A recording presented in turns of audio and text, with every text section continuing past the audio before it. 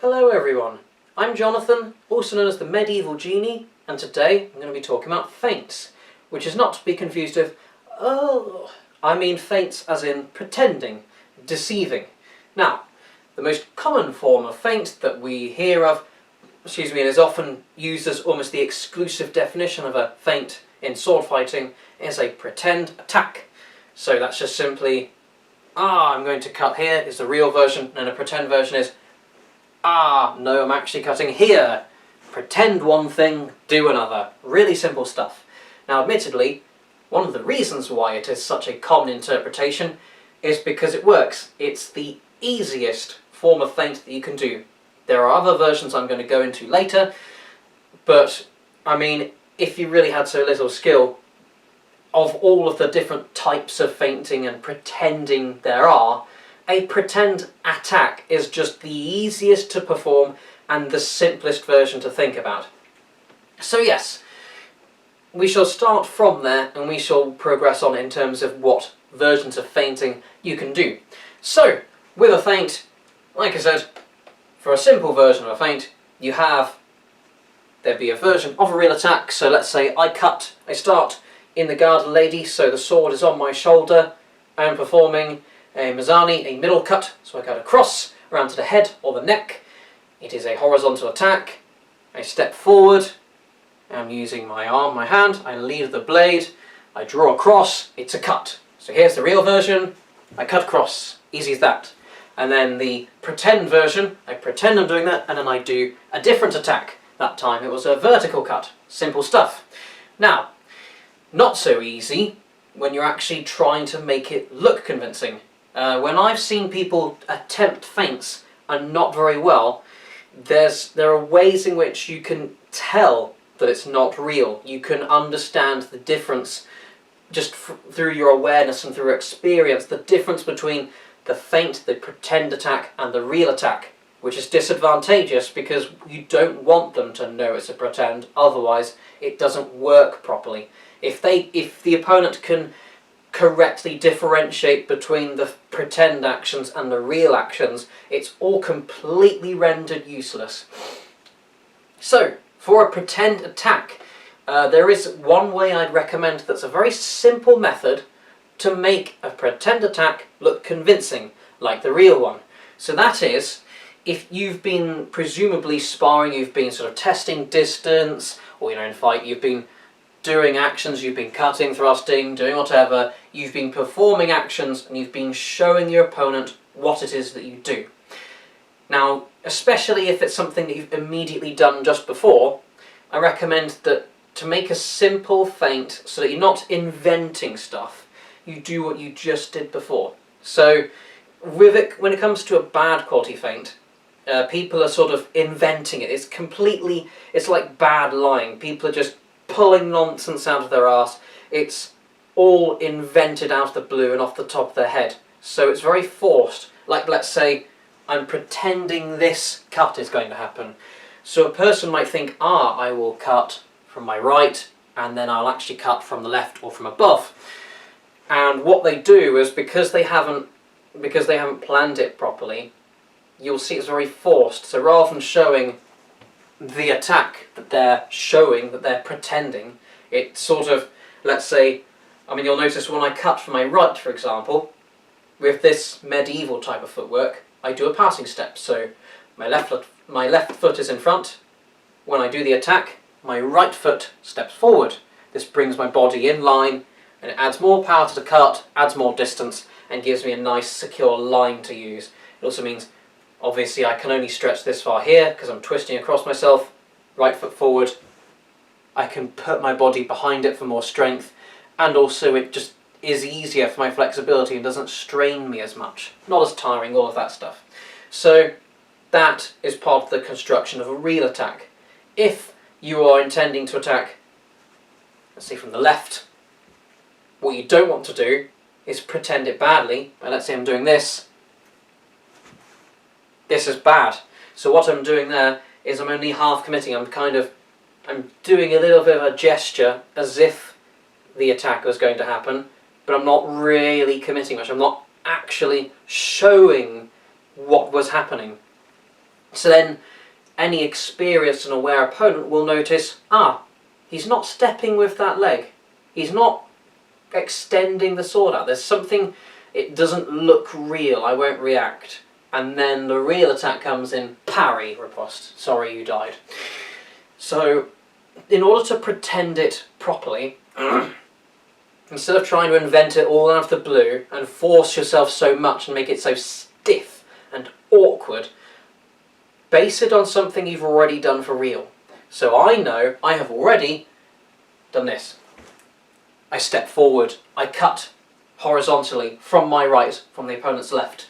I do that action towards the shoulder, neck or head. So I then do half of what I have already been doing, what I am already familiar with. I mean, I can verbally describe it to you, so I'm stepping of my right leg. I'm extending of my torso with my right part forward. I lead the blade if I'm doing the attack. Cutting across. This I'm telling you visually, but if you've already been attacking in that way, you don't actually need to consciously think of it. You don't need to focus your intelligence on every minute detail, because you're used to it. You just instinctively do it. Even if it's your first time ever sparring with someone, you know what this feels like. You know whatever it is you've been doing for real previously, you know what it feels like by now, especially if it's the action you've only just done previously. So then you do about half of that and change it at the last minute. That's what makes it a better quality feint, because you are naturally giving a lot of the feedback. So what I'm doing with my legs, what I'm doing with my arms, what I'm doing the blade, the torso, all the rest, all of this is completely real. I'm going halfway or at some degree of the way. It's up to you to decide how far you commit and how little you commit, but I'm giving a version of what is real and what I've already done. So I don't need to think about little details to plan out and lie. It's all based on what's true. So that makes it nice and easy. So I'm used to this cut. I want to do that cut. So I just go, pretend real. And it's much easier for me. Of course, like I said, this is something I can't really teach you and you need to learn for yourself. But you need to determine how far you want to commit. So if you commit too little, of course, you could get the opponent to flinch in some way, and that can serve to your advantage. But of course, committing too little and not giving enough of that signal to the opponent, they might stop reacting and it might actually not work properly, and they'll notice that it's a feint and it doesn't work at all. However, if you commit too far, let's say I go almost all the way to this cut and then change it to the other cut. If my opponent has planned some kind of defence or some sort of reaction to it, if I commit too far, even though it's pretend, it's not actually the real attack, whatever it is they've planned to counter it still works. So let's say my real attack would be the horizontal cut. My pretend and my double intention, my two intentions, which is first action, pretend this, second action, real cut is that. The problem is, let's say the opponent plans a parry, so it's do inside guard, which is like this, put the sword in to block the sword, and then riposte, which is a parry, I cut in and hit them. So I cut in, the opponent is doing that parry riposte action, even if they never met with my blade, while I'm doing my second action, they've already put their sword there and cut in and hit me. Even if I catch them with a surprise on that second action, it's an afterblow. We've hit each other, we've both been injured. It's not a good result. Or even they've actually done a successful counter. For example, the opponent might think you're about to do this cut. So then they think, okay, I want to dodge out of the way of his sword and cut at the forearm. So then you do this pretend attack far enough, and then even before you've gone around for that second action, they've already countered it, dodge back, cut the forearm. They have successfully countered you and have done that action. So again, even if you do some kind of afterblow and you're doing that second unexpected action, they have already countered you and hit you in the first place. It's a problem. So you need to try and gauge that for yourself. If you commit too far, you risk their own counters working on you. If you commit too little, you risk the feint not working at all and just simply being gesturing at a distance. My personal recommendation is, if anything, I recommend committing too little, because at the very least, if you do a lot of feinting, you might get them to become complacent. So if you're doing a lot of this, kind of going in and out, helps to move around, show them, okay, I'm in range, I start, nope, okay, is it real? No, it's not, okay, no, doing all of these things. And then they start to get complacent, okay, it's pretend, it's pretend, it's pretend. So then they're in that mindset that you're not actually doing it for real. Even if they know you might, they're starting to get a bit too comfortable. They start to think, I won't react, or I'll react later. This is good. So then you've done that, and they've started not reacting as fast. So then you do the real attack, and even if they know what to do to counter you, because of the fact that there's that hesitation, they think, is it pretend? Oh, it's real. Because of course it's all split second. They need to have the reaction time. If you always do real attacks, they see you start the action. By the time you even started just the tiniest movement to prepare the attack, they already know this action is coming. Counter, riposte, whatever it is they're planning against you. Whereas if they keep thinking it's a feint, they'll think, no reaction. Oh no, too late. So just by delaying their reaction, it reduces their defense. Or if they like to counterattack you, it reduces their offense against you. It's a very useful tactic. So like I said, it's up to you to gauge how far you want to commit. But if you're unsure which way to go, probably go for the less committed way. And then maybe you can dial it up, dial it back, do whatever you need to do, try different actions, and experiment. Whereas if you commit too far, it is just like you've done the real attack, and you will get countered.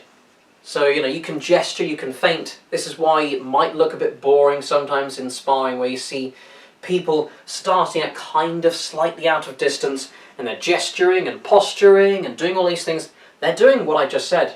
They're doing little movements, feints and pretends, and they're trying to see if the person flinches and reacts a lot, or if they're complacent and they don't react much at all. It tells them information so they can plan their next actions.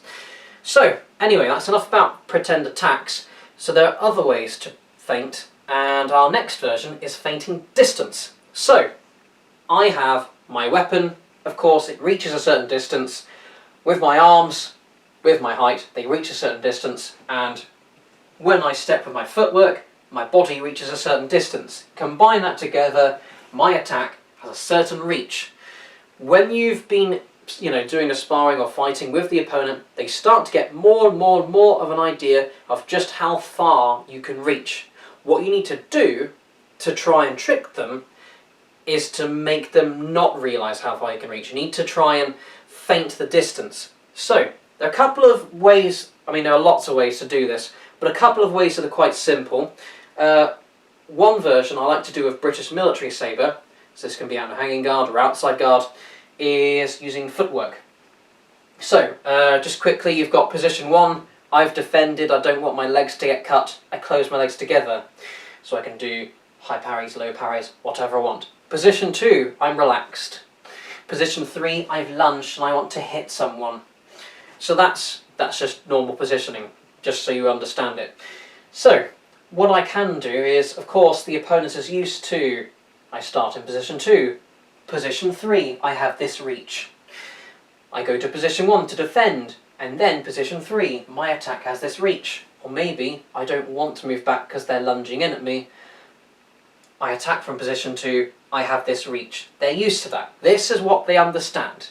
Now you'll notice, from here, right now, if I'm trying to attack, I've got this range, and if I lunge, I can't reach the wall at the moment. So if we say the wall is my opponent, then the wall knows that I can't reach it. I lunge from here, I can't hit it. I start from position 2, relaxed. I can't hit it at all. Instead of closing to position 1, which is to defend, to go back and stop your legs from being hit, you instead use it to close in. So I've got my front leg here, I close with my back leg, and it gives me a renewed reach. So previously, I was here, this is my starting position, I lunge, I can't hit the wall. I've then feinted distance. It looks, if you do it subtly enough, especially if you're walking around, obviously I'm quite static and you can see me move, but if you're just kind of walking around, the opponent's used to seeing the legs walking around and then all of this is going on, and you know, it's kind of, you know, it looks just like normal movement and they don't register it. And I close in, instead of having this reach, position 3, I cut, I miss. If I've closed in during this general walking, and I've closed to position 1 forwards by closing my back leg instead, lunge, and I'm so far, in fact, almost my handle reaches the wall. That's how close I am. I can easily cut it. I won't because I'm not wanting to damage the house. So that's an example of feinting distance, where previously, no I can't reach, turns into, yes I can reach. So the opponent is fooled into thinking that you can't reach them, when in fact you can. Another version of this that I do to especially newer people is using long point. This time, instead of using the legs, it's using the hand actions or the blade. Sometimes when they're sparring, people focus on your weapon, and you'll notice this if you're getting the weapon close to them, they might viciously react, like trying to cut at your arms. They might try to beat the sword out of the way and then attack, or they might try to do an emergency parry. All of these sorts of things. You see them flinch and they react as soon as that sword gets uncomfortably close. You can use this to your advantage. So with the sword, I sometimes go out here, which is long point. It's from Fiore stuff. So long point, I've got the sword extended. I can't actually reach very much further than this. I have to, if I want to thrust or cut any further, I need to lunge. I need to actually close distance. So I stay out at this sort of range, which means if the opponent does want to attack me, side note, the best they can do is cut my arms and I can just remove that out of the way, or I can just parry what they attack. But you're doing this and you're getting uncomfortably close to them, and they might try to beat your sword. Maybe you let them do that and recover, or you disengage, so I drop the sword, not literally on the floor, but I drop the sword point, take it back again. So then they're trying to beat me, trying to parry, and nothing's happening, but if I get uncomfortably close with that weapon, they react. Or maybe they don't. Regardless, the opponent gets used to this sort of range that I've got with the sword, whether it's two-handed, one-handed, whatever. When I'm getting them used to this range with the sword out in long point, where we can't really hit each other, I then retract the sword. So of course, here, the only way I can get further is if I lunge or otherwise close with my body. However, if I start to close in, so I retract into short point, I can't remember what it's called, but if you've ever looked at kendo and those sorts of things covering the Japanese sword fighting, you'll be used to seeing this, which is called, well, in Fiore is called short point, posta breve, I think it is.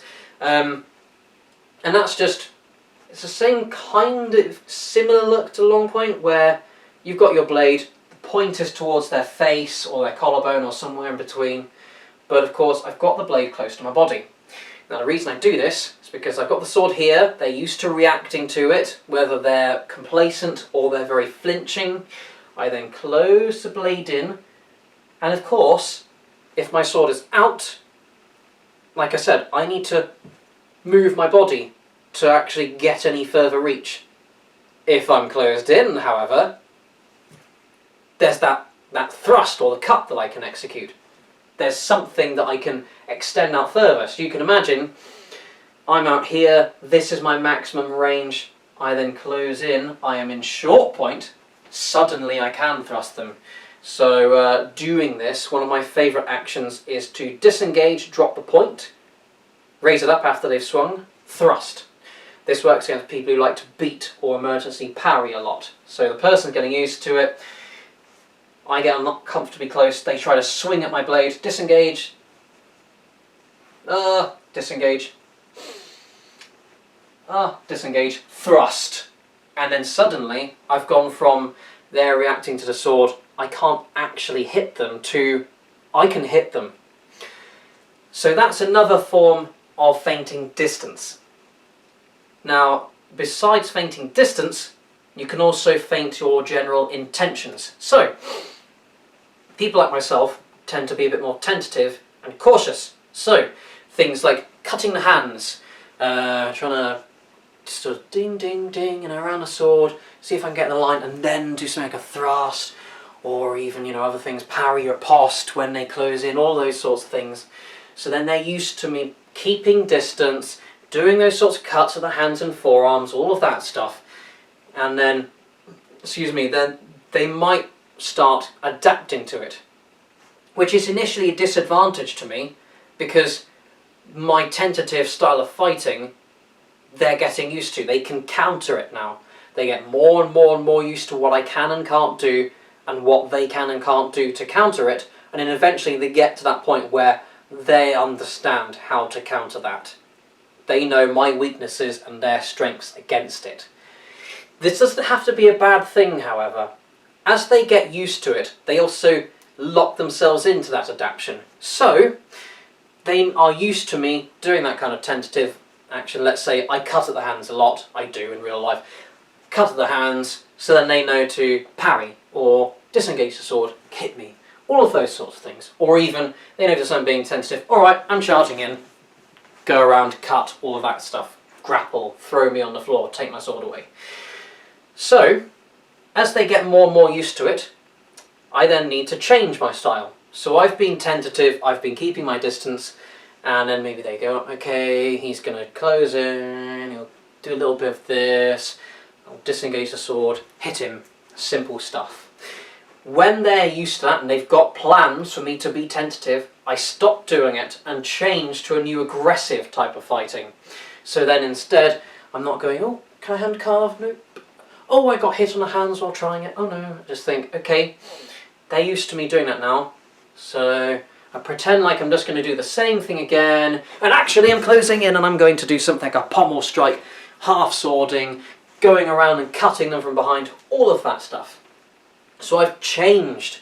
I've actually pretended I have feinted the intention that I'm going to keep just being tentative, I'm going to play it safe, I'm going to keep distance, and then suddenly, no, I'm going to be aggressive, I'm going to close, I'm going to grapple you. So by that sudden change, it takes the opponent off guard, because they're surprised. This isn't what they've seen you doing. They're used to you acting in one way, and now you're acting another way.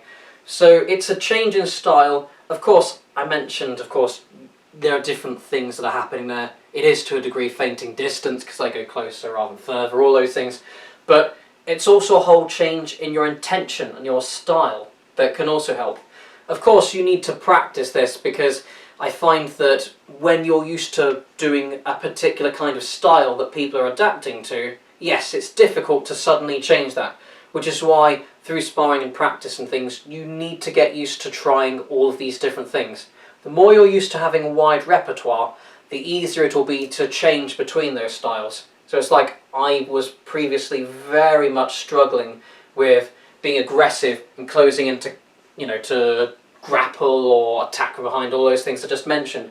So I just kept doing it, in practice runs until eventually I could.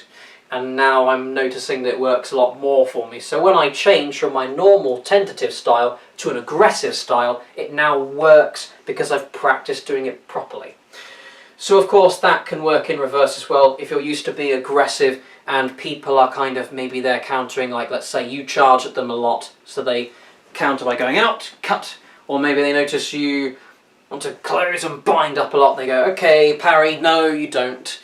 And they're doing all this stuff to counter you, you can change the reverse way. So instead you then become more tentative. You pretend you're going to charge in like normal, cut at the hands. Oh, I didn't see that coming.